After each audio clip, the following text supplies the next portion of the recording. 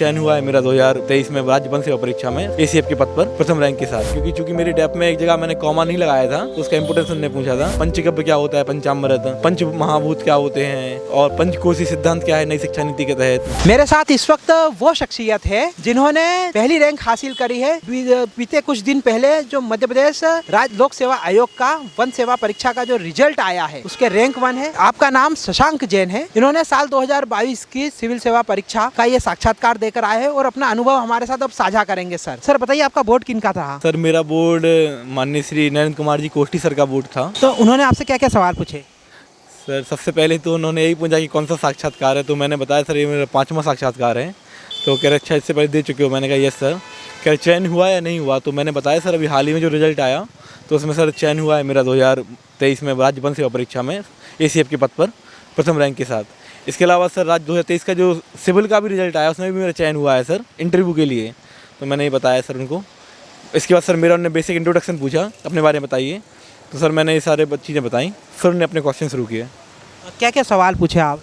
सबसे पहले तो सर उनने रैंडम 5 क्वेश्चन पूछे। पंचगव्य क्या होता है, पंचामृत, पंच महाभूत क्या होते हैं और पंचकोशी सिद्धांत क्या है नई शिक्षा नीति के तहत। तो कुछ ऐसे क्वेश्चन हुए जो कि मुझसे कुछ बन भी गए थे, कुछ नहीं भी बने थे। इसके अलावा मुख्य रूप से उनका क्वेश्चन था कि अगर एसीएफ आप बन गए हो तो फिर एसडीएम मिल जाएगा तो क्या करोगे, किसको चुनोगे। तो सर मेरा मुख्य रूप से आंसर एसडीएम का ही था, क्योंकि मैं लगातार उसी की तैयारी में अध्ययनरत था 2019 से और लगातार साक्षात्कार के प्रक्रम में विद्यमान हूँ मैं। तो सर मुख्य रूप से लक्ष्य मेरा एसडीएम ही था। तो कह रहे अच्छा तो मतलब एसडीएम करोगे, क्यों करोगे एसडीएम, ने ऐसा क्वेश्चन पूछा। तो सर वही कारण के जो होते हैं एसडीएम कार्य में विविधता जो होती है वो मुझे आकर्षित करती है, तो ऐसा सर आंसर रहा। फिर सर और मेंबर्स ने भी क्वेश्चन पूछे। और मेंबर्स के क्वेश्चन में जैसे कि समानता और समता में क्या अंतर है। इसके अलावा आप जो कॉमा है उसका क्या इंपोर्टेंस है, क्योंकि चूँकि मेरे डेप में एक जगह मैंने कॉमा नहीं लगाया था तो उसका इंपोर्टेंस उन्होंने पूछा था। इसके बाद जो राष्ट्रपति और प्रधानमंत्री है उनकी जो चुनाव प्रणाली है वो कैसी होती है, उसमें कैसे वोट की वैल्यू होती है, एक क्वेश्चन थे। इसके अलावा हाँ अभी हाल ही में किसी राज्य ने माननीय पूर्व प्रधानमंत्री जो मनमोहन सिंह हैं जिनका अभी निधन हुआ है उनको भारत रत्न देने की अनुमोदना की है भारत सरकार से। तो आपको क्या लगता है दिया जाना चाहिए नहीं दिया जाना चाहिए? तो इसका आंसर मैंने आंसर दिया कि मेरी दृष्टि में सर जो उनके द्वारा कार्य किए गए हैं अगर उनको देखते हुए देश हित में अगर ऐसा भारत सरकार को उचित लगता है तो उनको सर भारत रत्न देना चाहिए। कह रहे क्या कार्य किए उन्होंने, ऐसा उन्होंने पूछा। तो सर इसका भी आंसर मैंने दिया कि जो आर्थिक संकट के समय जो इकोनॉमिक रिफॉर्म्स माननीय पूर्व प्रधानमंत्री जी लाए, इसके अलावा उनके कार्यकाल में 2004 से 14 से लेकर जो 5 अधिकार बेसिक अधिकार जो लोगों को मिले, जैसे right to education, right to information, right to food इत्यादि, तो इन राइट्स के कारण। इसके अलावा उनका जो देश के प्रति समर्पण और सेवा का भाव था, मुझे लगता है इसके प्रति सर उनको देना चाहिए, ऐसा क्वेश्चन थे।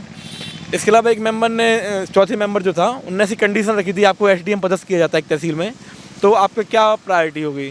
तो सर मैंने उनको 3 प्रायोरिटी बताई अपनी कि सबसे पहले मैं अपने जो कनिष्ठ जन होंगे उनसे विश्वास में लूँगा उनको और एक बेहतर डेकोरम स्थापित करूँगा। और फिर मैं क्या कहलाता है कि जो जिस क्षेत्र में पदस्थ होता हूँ उस क्षेत्र की जो बेसिक समस्याएँ हैं उनको जानने का प्रयास करूँगा। तीसरा जनसंवाद के माध्यम से लोगों को मुझ तक आसानी से पहुँच हो सके, ऐसा मैं प्रयास करूँगा। तो ऐसे मैंने बताया। फिर उन्होंने बोला कि ग्रामीण क्षेत्र में जो योजना चल रही हैं उनमें आप किन योजना में काम करना चाहेंगे। तो सबसे पहले सर मैंने जो प्रधानमंत्री नल जल हर घर नल जल योजना है उसमें स्वच्छ पानी के लिए जो प्रयास किए जा रहे हैं वो सर।